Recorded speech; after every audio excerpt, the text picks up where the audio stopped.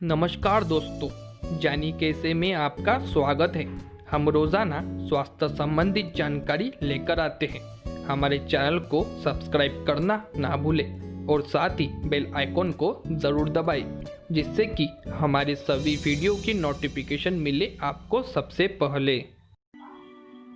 उपचार 1।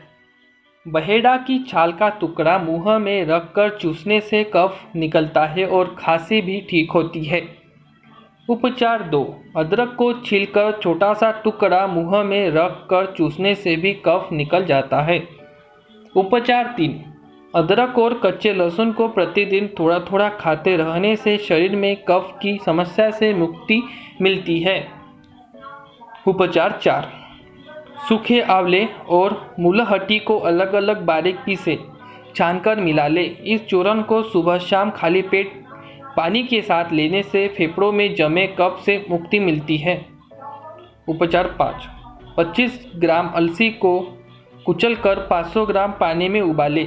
जब 1/3 पानी बच जाए तो उसे छानकर 15 ग्राम मिश्री मिलाकर रख ले। इसमें से एक चम्मच दिन में 5 से 6 बार पिलाने से कफ निकल जाता है।